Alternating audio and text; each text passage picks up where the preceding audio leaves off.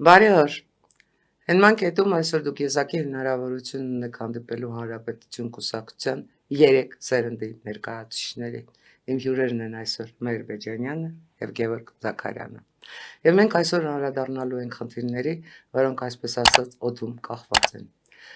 Նախքան մեր քննարկումը սկսելը ես ուզում եմ թեթևակի կարճլիկ նախաբանով դիմել ձեզ։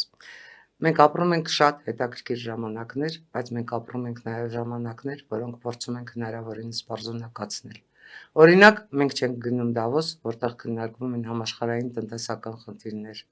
Օրինակ, մենք չենք գնում Մյունխեն, որտեղ քննարկվում են համաշխարհային անվտանգության խնդիրները։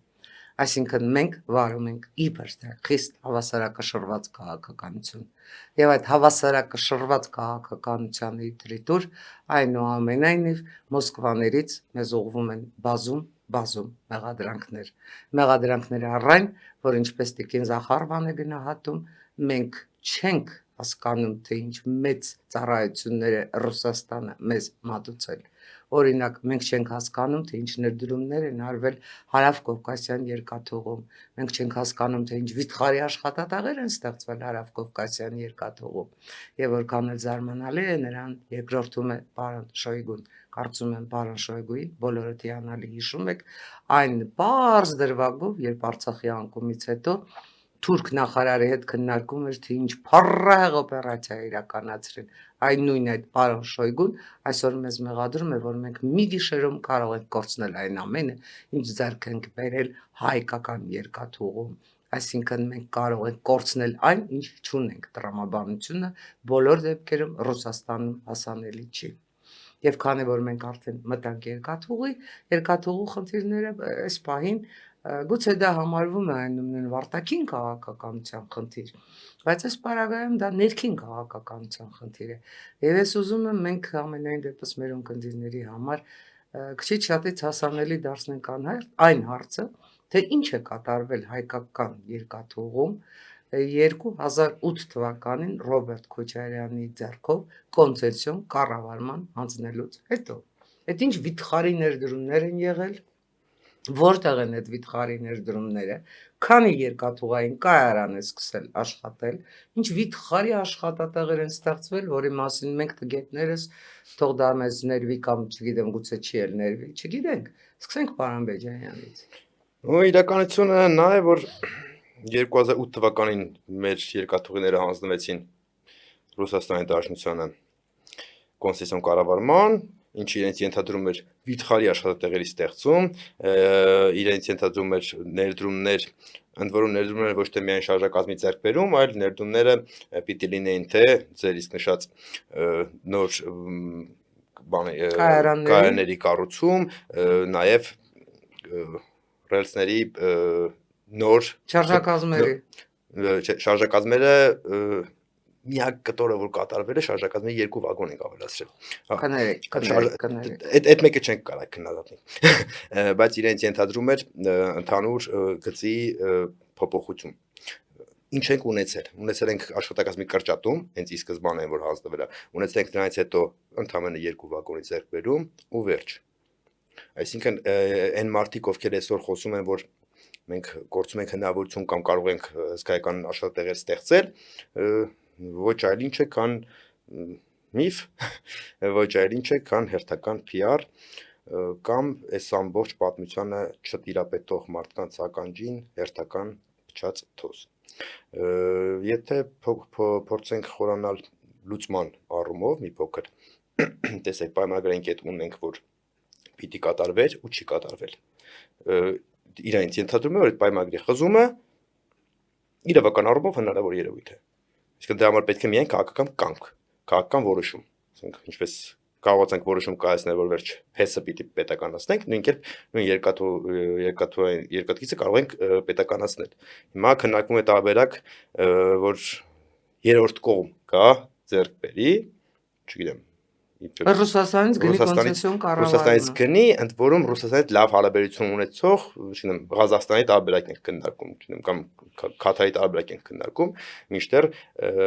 այն զարգացումը, որ այսօր Հայաստանն է ապրում, այն ուղղվածությունը արտաքին քաղաքական, այդ պարագայում շատ ավելի բարենպաստ կլինի, եթե այդ ձեռք բերողը լինի հավաքական արևմտյան թևից։ Դո ինչու ոչ մենք կարող ենք ինքներս նույնիսկ ինչ որ վարկավորման տարբերակով, եթե չենք կարող գտնել այդ գնորդին իրական պատճառը դրա մեջ է, ինքներս կարող ենք դա մենք ձեռք բերել, խզել պայմանագիրը ու այդ ներդրումները ապահովելով, հետո էլ վաղը մյուս օր կարող ենք դա մի հատվածը, չգիտեմ, վարձակալության հանձնել ինչ որ մի հատ ուրիշ միջազգային կազմակերպության նույն թրիպի շրջանակներում թեկուզ։ Ես եթե անկեղծ մի բան պատկերացրեցի, եթե այդպես արվի,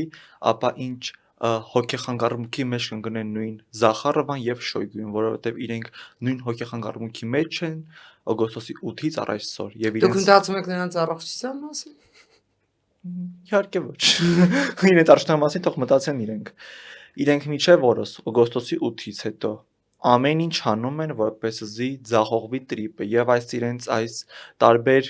գովազդները, իրենց չարվածի կամ ըստ իրենց արվածի, իրենց այս PR մասնագետների մոտորումներն ու եզրահանգումները, որ ամեն օր Մայրա Զախարովան կամ մնացածները իրենց այդ համույթի ներկայացուցիչները փորձում են ներկայացնեն, այս ամենի նպատակը մեկն է՝ Հայաստանի Հանրապետության զարգացման կանխումը, որովհետև իրենք շատ լավ գիտակցում են, որ օգոստոսի 8-ով Հայաստանի Հանրապետությունը ձեռք է բերել մի հսկայական հնարավորություն Հայաստանի Հանրապետության զարգացման, Հայաստանի Հանրապետության բարելավման ճանապարհը բռնելու, իսկ ո՞րն է իրենց նպատակը։ Իրենց նպատակը Հայաստանի Հանրապետության անկախության վիժեցումն է, ինչը տարիներ շարունակ փայլուն կերպով իրենք դա արել են, բայց ձախողվեցին, որովհետև մենք այսօր ունենք մեր իրականությունը։ Շատ ճիշտ է Գևորգյան, բայց ձեր տվյալությամբ տեսեք մեկ ասացիք Հանրապետության հանրապետության կուսակցության նոր սերունդ ֆիքսել, որ այս խնդիրը բացարձակապես տնտեսական չի, բացարձակապես որևէ համաձայնագրի չի վերաբերվում, որ այս խնդիրը քաղաքական է, այո։ միանշանակ, բայց մինչև ձեր արդին պատասխանելը կուզեի Գևորգի միտքը շարունակել, մենք ասում ենք թրիպ օգոստոսի 8, դրանից հետո կարծենք երկաթուղեր, մինչդեռ նույն հանրապետություն կուսակցության նախագահ Արամ Սարգսյանը դուք, այսինքն առաջի սերունդը հանրապետություն կուսակցության, այս ամեն ինչի մասին խոսում էր դեռ այն ժամանակ, երբ որ թրիպի մասին խոսակցությունը չկար։ Նույնիսկ եթե կուզեք դեռ այն ժամանակ, երբ որ նոյեմբերի 9-ը չկար։ Այսինքն ինքը որպես ասած տնտեսական կտոր, որ դա Հայաստանի Հանրապետության տնտեսության զարգացման համար ճանապարհների ուղիների առումով երկաթգիծը ինչ կարգի նշանակություն ունի ու դա որպես լուծում ընդ որում ոչ թե միայն խոսք լուծման ճանապարհների հետը շատ անգամներ ներկայացվել են։ Հետո նոր եկավ տրիպ, այսօր արդեն ստեղծվում է ուրիշ հնարավորություններ։ Ինչ վերաբերում ասում եք քաղաքական, տնտեսական։ Այո, քաղաքական, զուտ քաղաքական կամքի խնդիր է, քաղաքական որոշում կայացնելու, հետո նոր դրա տնտեսական դրական հետևանքները մարսելու։ Ուրեմն այս դեպքում ինչ պետք է անի Հայաստանը, որովհետև եթե խնդիրը քաղաքական է,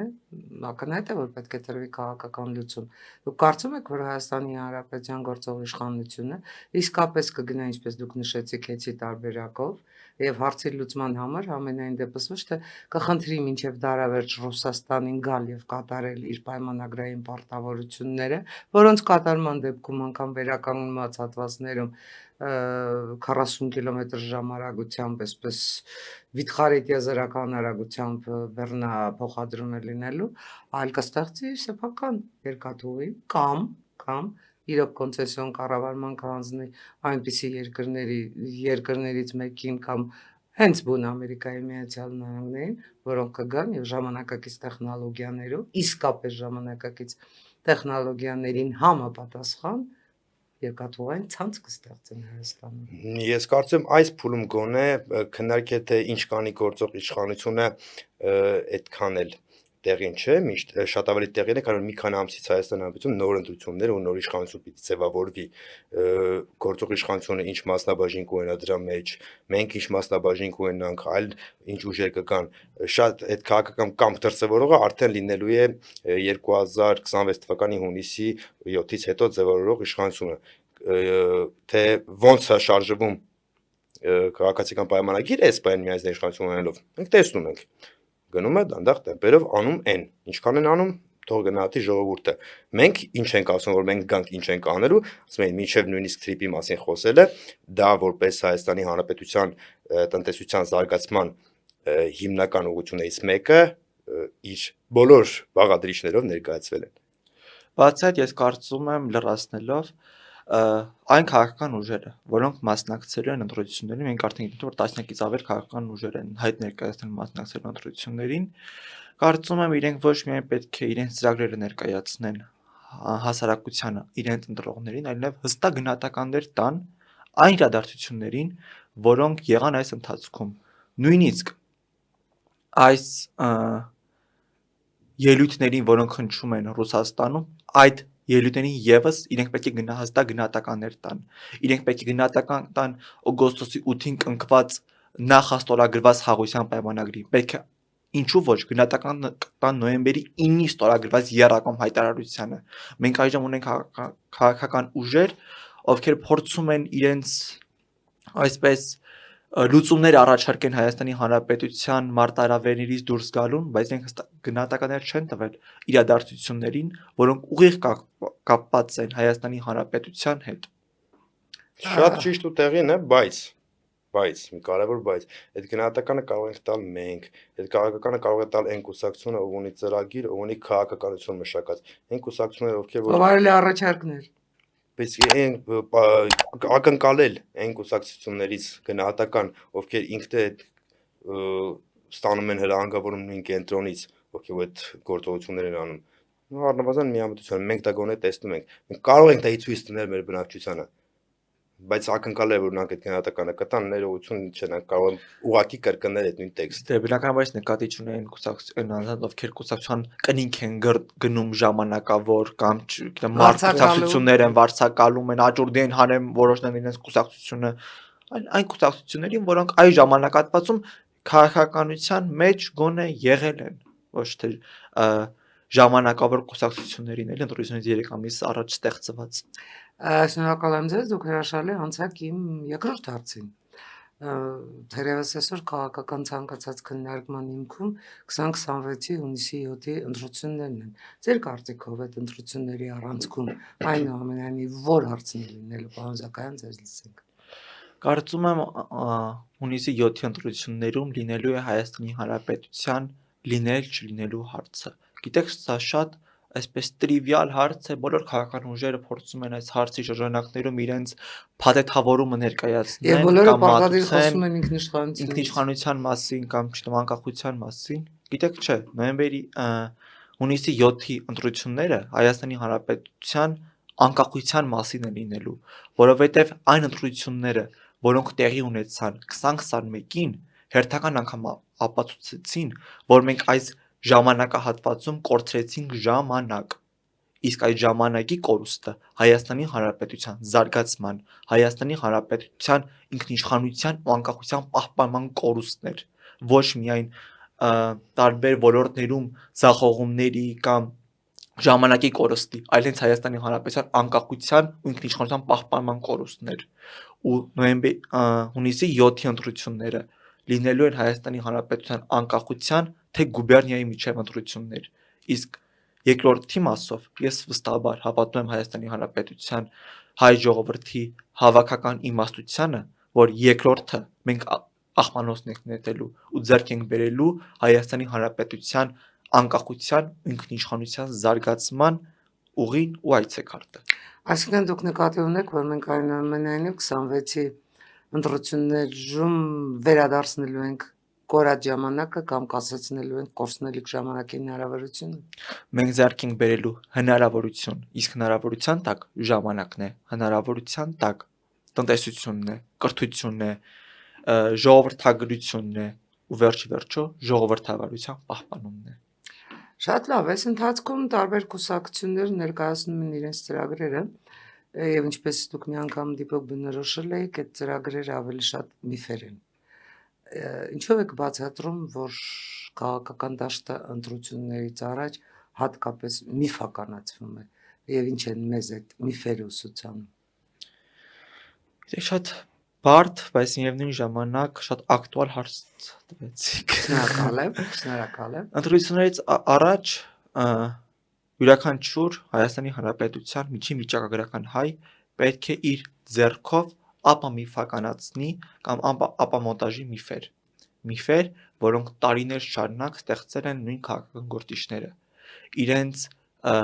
տերերի միջոցով, իրենց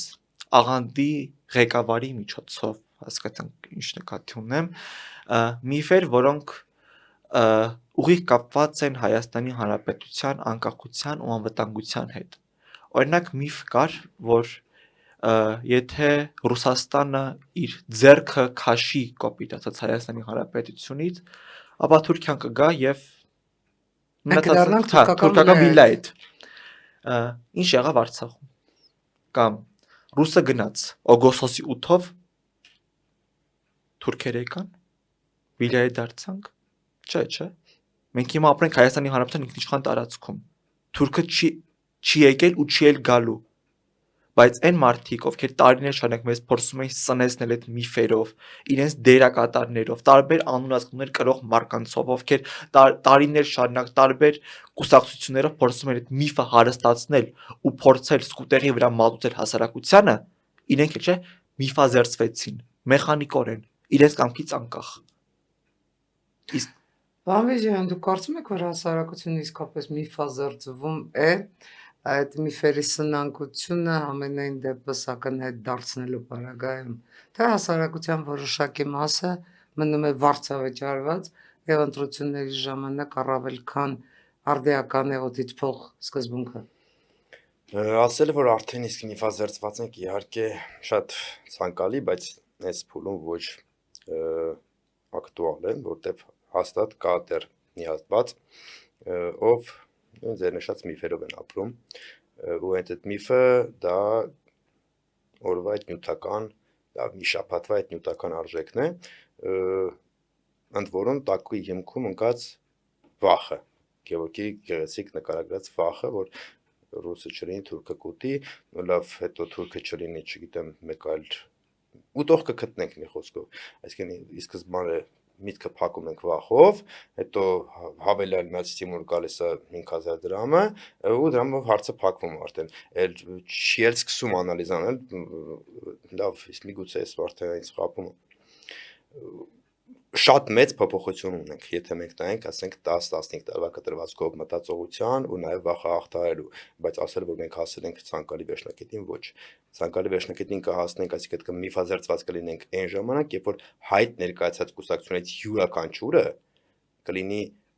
պետականամետ ծրագիր ներկայացնող կուսակցություն, այսինքն մարդիկ, ովքեր գալիս են պատասխանատվություն կրելու երկրի զարգացման համար ու այդ անկախականներ, գուբերնիստներ, չգիտեմ, թալանչիներ, հողատուներ, այս ամեն ինչը կմնա անցյալում, սա մասին կարողանանք խոսել արդեն անցյալով։ Միայն այդ ժամանակ կարողանանք բարձրաձայն ասել, որ մենք միֆազերծվել ենք։ Ցավոք սրտի արտաքին լուրջ ուժեր կան, որ դեռ խանգարում են,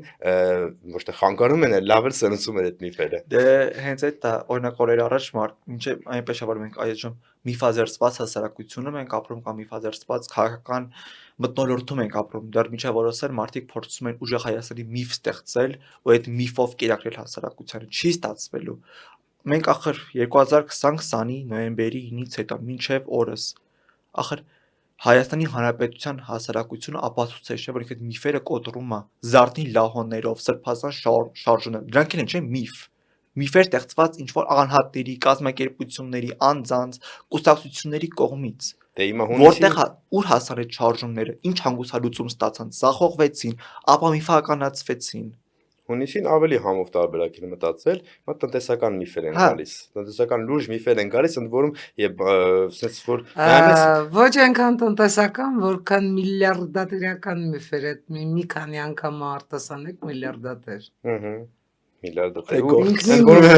Ինքնին միֆ է։ Ընդ որում տպավորությունը այն է, որ խոսելիս իրենք հավատում են։ Իրենք իրենց հավատում են ու այն կապիտալը ինչ որ ունեն որ բերում են դրսից, այդ կապիտալը այդ իրանց ասած ճանապարհով են ձեռք բերել, բայց էլի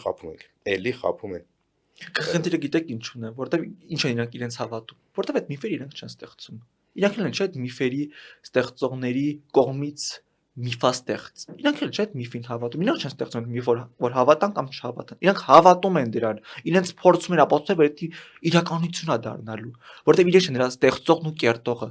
դա այդ միֆը վաղուց ստեղծվել ու կերտվել է, բայց ոչ իրենց կողմից։ Շատ ճիշտ է, բայց կուզեմ, որպեսզի չստացվի, որ մենակ նստեք քննադատում ենք, օդում կենաց ենք ասում, մի երկու քննարկեցինք էլ այդ թեման, հա,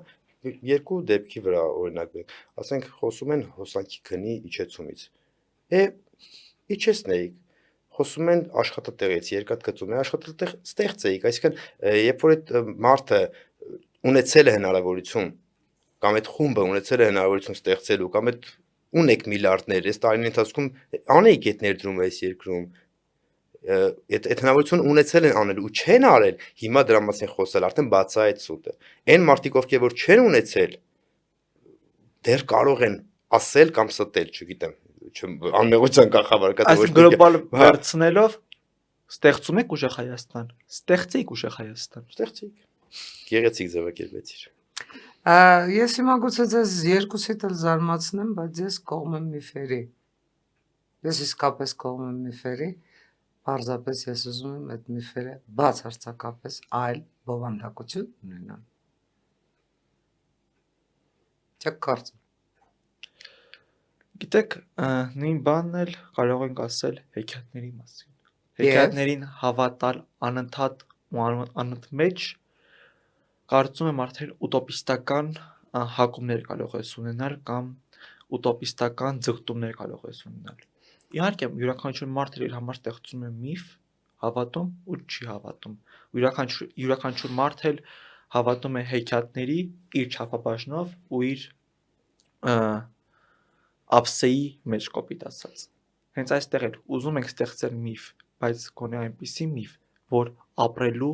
գոնե մեկ օր ունենա, գոյության իրավունք ունենա։ Մեկ օր քիչ ես ասում, ես կարծում եմ դուք այն միֆը, որ դուք նկատի ունեք, դրանք վաղուց հենց անունը ստացել, այդ անունը էպոսն է, ինչը որ մարդ այդ գալիս ազգային պատկեր, այսինքն ազգային բնորոշումը, որ մեր ձևավորում է բոլոր ազգերին է, ինչ որ մի միֆի վրա է ստեղծված, ու այդ էպոսն է, առանձին գիտություն է, եթե կուզեք, կարծեմ այդ միֆը նկատի ունեք, ստեղծված է, կա մեր խնդիրը ոչ թե այդ միֆը ստեղծելն է, այլ այդ միֆը պահպանելն ու արդիականացնելն է։ Դուք ինձ մղում եք բացահայտելու իմ միֆի բովանդակությունը, որ ես ուզում եի այնուամենայնիվ ձեզնից ստանալ։ Ես կարծում եմ, որ Հանրապետություն կուսակցությունը այսօր այն քաղաքական ուժն է, որ կարող է զարգացման, անվտանգության, աշխատատեղերի զարգացման, բարձր տեխնոլոգիաների ներդրման, արհեստական բանականության կիրառման, Հայաստանի Հանրապետության ազգային բանակի, պրոֆեսիոնալ ազգային բանակի կերտմամբ ստեղծել մեր օրերի այն իրական միֆը, որը հետո այդ ձեր զավակները, ձեր զավակների զավակները ասելու են մեր հայրերը սա արեցին։ Այս կողմնակից եմ այդ միֆի։ Այդ միֆին բոլորս կողմնակից ենք։ Եկ օգնենք ձեզ այդ հարցում։ Վստահ եմ։ Եկեք այնուամենայնիվ քննարկենք, թե 2026 ընտրությունները ինչ մթնոլորտում են անցնելու։ Ձեր գնահատականը արդյոք այս փոխադարձ վիրավորանքների, անպարագիծ պոպուլիզմի եւ դեմագոգիայի, այս իրոք ձեր նշած միֆերի եւ նաեւ հեքիաթների մթնոլորտում են անցնելու եւ ինչ պետք է կոնկրետ մեզնից ստանա ընտրողը, որպեսզի գնա հանգիստ մաքուր խղճով ձայնը տա հենց Հանրապետություն կուսակցությանը։ Ծրագիր, ռեալ ծրագիր, առաջարկ, որոնք իրականություն կարող են դարձնել։ Մենք չենք խոստանում հասարակությանը երկնքից աստղեր իջեցնենք կամ այնպիսի փառահեղ իրականություն ստեղծենք, հեքիաթային իրականություն, որ յուրաքանչյուրը կարող է իր հորինած տնակում ապրի եւ բարեկեցիկ իրականություն ստեղծի։ Քաղաքական ուժերը, այո, ինչպես նշեցիք, ատելության խոսքի չափաբաժնի զգացողությունը կորցրած, պոպուլիզմի ածվածներ հռչակված հասարակությանը փորձում են մոլորեցնել, բայց Հանրապետություն կուսակցությունը այն կուսակցությունն է, որը ներկայացնում է իր ընտրողին ծրագիր, որը պոպուլիզմ չէ, ծրագիր, որը իրականություն է։ Մենք ծրագիր ենք ներկայացնում, մենք առաջարկներ ենք անում, որոնք մենք եւս տեսնում ենք, որոնք կարող են իրականություն դառնալ։ Իրականություն դառնալ ոչ թե մինչև դարավերջ, այլ շատ կարճ ժամանակներում։ Ձեր ասածին միայն մի իրողություն կարող եմ ավելել, որ այս բոլոր տարիներին հանրապետությունը այդ առաջարկներն ու ծրագրերը ներկայացնել եւ սոսկ ընտրությունների նախաշեմով չի պայմանավորված մեր, ասենք, ակտիվությունը։ Մենք պարզապես մեր հայրենիքը չենք սիրում ընտրություններից առաջ ու ընտրությունների ժամանակ։ Մենք մեր հայրենիքը սիրում ենք ամեն օր։ Դե հենց դա էլ խնդիր է, որ մենք խոսում ենք մի քիչ առաջ ժամանակի կորստի։ Հենց այդ ժամանակն է մենք կորցրեցինք, երբ որ մարդիկ գնացին ու ընտրեցին քիչ առաջ նշած Թալանչի, Դավաճան, Հողատու, Կապիտուլյանտի միջև ընտրություն կատարեցին, պոպուլիզմի ու դեմագոգիայի միջև ընտրություն կատարեցին, ոչ թե ծրագրի բարեկեցության զարգացման միջև ընտրություն կատարեցին։ Իսկ այդ ծրագիրը բարեկեցություն ու զարգացումը տարիներ շարունակ հանրապետություն կուսակցությունը ներկայացրել է հասարակությանը ամեն օր, ոչ թե 5 տարին մեկ։ Կարծում եք, որ այդպես է։ Ամբողջովին կիսում եմ Գևորգի ներկայացած պատասխանը, կավելացնեմ միայն, որ ձեր ասած մթնոլորտը, թե ինչ միթե մթնոլորտում կանցնի ընտրությունները շատ ուղիղ կապված է, թե ինչ պայմաններ կստեղծեն ընտրությունների համար մեր իրավական համակարգը, խոսքը վերաբերվում է հավասար պայմանների, արտաքին կապիտալով ֆինանսավորվող կուսակցություններին, մյուսին, բարոյական առումով հույս Այստեղ ես չունեմ։ ընդհատեմ եւ թույլ տվեք իհարկե ընդհատել։ Կարծում եք, որ այն նաև գործող իշխանությունը ժողովրդավարության պաշտպանության համար, պետականության պաշտպանության համար կգնա իրավական ճանապարհով եւ թույլ չի տա այն կուսակցություններին, որոնք այստեղ գործում են բացահայտ ռուսական կապիտալին, հակառակ Հայաստանի Հանրապետության գործող օրենքների մասնակցել ընտրություններին։ Եվ դա բնավ չի լինի, ասենք, խոսքի ազատության, չգիտեմ, կուսակցությունների ազատության եւ այլնի ճնշում, դա կլինի Հայաստանի Հանրապետության ինքնորոշման, Հայաստանի Հանրապետության ինքնիշխանության ու ժողովրդավարության պաշտպանություն։ Կգնա գործող իշխանությունը այդ քայլին, թե այնուամենայնիվ կխուսափի տարբեր որակավորումներից ու պիտակավորումներից։ Ես կուզեի, որ մենք հասած լինենք այդ մակարդակին, որ ձեր հարցի պատասխանը վստահ լիներ այո, իհարկե։ Իսկ հարցի պատասխանը ռեալ կտեսնենք մի քանի ամսից։ Բայց չհասցրեցի միտքս ավարտեմ, միջավայրի առումով թող այդ պայմանները ստեղծի պետությունը իրավական առումով իրավական համակարգը, բարոյական առումով ժողովուրդը, որտեղ անբարոյական մասնակիցների քաղաքական առումով անբարոյական մասնակիցներից բարոյական մոտեցում ակնկալել չի կարելի, բայց մեր ժողովրդից վստահաբար հարկավոր է։ Այսինքն էլի ամենից տոնում ենք ժողովրդի ուսերին։ Ես ամեն չթողեցի ժողովրդի ուսերին, ասեմ, իրավական առումով իրավական համակարգը շատ մեծ բան ունի անելու նախապայման ստեղծի հավասար պայմաններ օրենքի տառին համապատասխան, բարոյական առումով գոնե պետականամետ ուժերը պիտի պահեն բարոյականության սահմանները, պիտի բարոյական սահմանները պահի ընտրողը, մնացածն էլ արդեն ակնհայտ կերևա թե ովքեր են։ Բացի դա, կարծում եմ պետք է նաև խոսենք շատ կարևոր մի իրողության մասին, այն իրողության, որը փորձում է մեզ պարտադրեն հիբրիդային պատերազմի շրջանակներում, որովհետև գաղտնիք չէ, գոնե դուք Տիկին Ադամյան բազմաթիվ անգամներ այս տաղավարում կամ բազմաթիվ տաղավարերում խոսել եք այն հիբրիդային պատերազմի մասին, որը այսօր մղում են Հայաստանի Հանրապետության դեմ, եւ ես վստահաբար կարծում եմ, որ որքան մոտենա ընտրությունների օրը, այդ հիբրիդային պատերազմի չափաբաժինը ավելի է շատանալու, ավելի է ընդլայնվելու եւ բացի իրավական ճանապարհով, որը բնականաբար պետք է տրվի, նաեւ պետք է հասարակությունը հասկանա հիբրիդային պատերազմի չափաբաժինը, որ փորձում են իրեն մատուցել նոյեմբերի հունիսի 7-ի ընտրություններին ընդառաջ։ Այսօր անդադ հունիսի 7-ը նոյեմբերի հետ է շփոթում, այստեղ մի բան կա։ Ինչ վերաբերվում է հանրապետության անելիքների մասին, շատ կարճ կասեմ, այն ամեն ինչ, որ այս ամբողջ ընթացքում ներկայացվել է, ու անդադ նշենք, որ երկարաժամկետ մեր պետական երկարաժամկետ ծրագիր, Ազգային օրակարգ, մեր ազգային օրակարգ, սրա առաջիկա 5 տարվա անելիքը, կարճ ասած A5-ով ներկայացնում ենք, որ այն ամբողջ ինչ որ մենք պատկերացնում ենք, այն զարգացած Հայաստանը, որ տեսնում ենք, ու պատրաստ ենք մտել այդ պատասխանատվության տակ այս երկիրը այդ ուղղությամբ տանելու, դրա առաջիկա 5 տարվանիքը այսքանն է ժողովուրդ ջան։ Ոչ նոր Ամերիկայի պետք է հայտնաբերել, ոչ Ռուսից փրկվել, ոչ Թուրքից փրկվել, ընդամենը քրտնաջան աշխատել։ Քաղաքական կամք ու դրան համապատասխան քվե։ Շնորհակալ եմ, պատրաստ եք բլիցի։ Սիրով Սիրով Գևորգ ջան, ինչ է ձեզ համար ժամանակը, դուք այսօր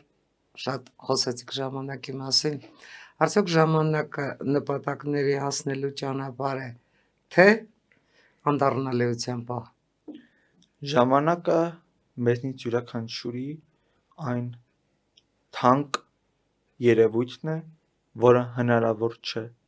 գնել կամ ետ վերադարձնել։ Ժամանակը յուրաքանչյուր ընթացքում պետք է օգտագործես ի օգուտ քեզ, հասարակությանն ու պետությանը։ Հայաստանի 3 անհետաձգելի խնդիրները ձեր գնահատականով։ Թույլ տվեք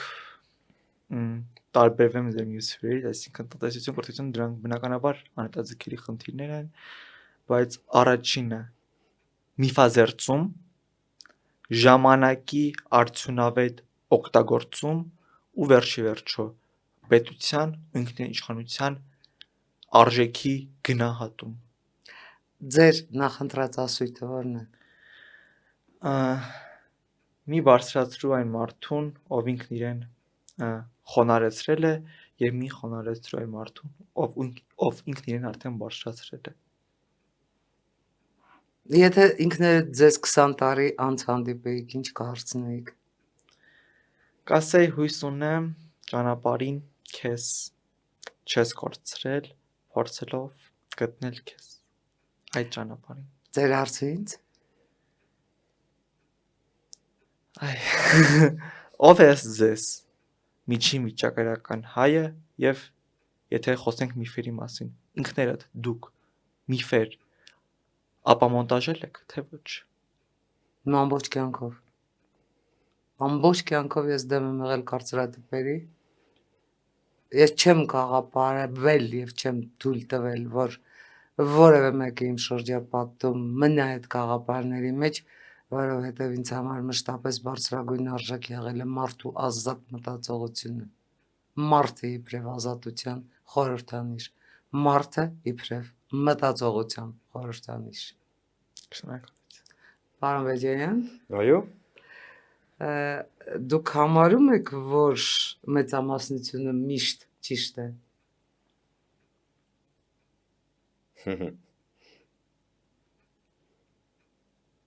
Շատ բարդ հարց տվեցիք։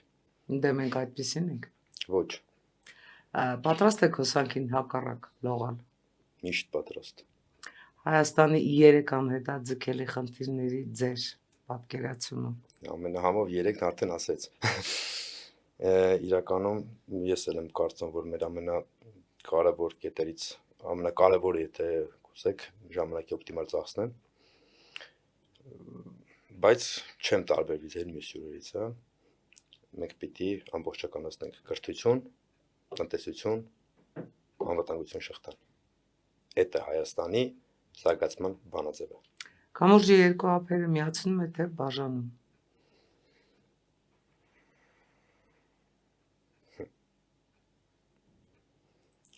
Երբեմն կամուրջը կարողանում է բաժանել երկու ափ այնպես, Որ նույնիսկ գետը չի միացնի։ որ այլ կամուրջով հնարավոր չի հաստատ, նույնիսկ գետը կարող է միացնել։ Լավ, ձեր հարցը ինձ։ Իմ հարցը ձեզ։ Այս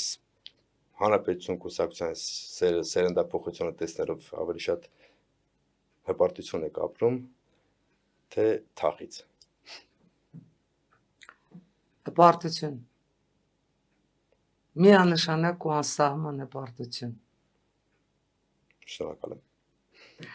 Սիրելի ունկնդիրներ, այն մանկետում այսօր հանրապետություն կուսակցության 3 սերունդներն էին։ Ես կարծում եմ, որ այսօր մենք խոսեցինք թեմաների մասին, որոնք նաև ձեր բոլորի թեմաներն են։ Մենք խոսեցինք այն մասին, թե որտեղից ենք գալիս, ուր ենք գնում եւ ինչ ենք ուզում։ Եվ եթե դուք մեզ հետ համաձայն եք, համարեք, որ դուք նույնպես հանրապետություն կուսակցության անդամներ եք։ Բարին ընդ ձեզ։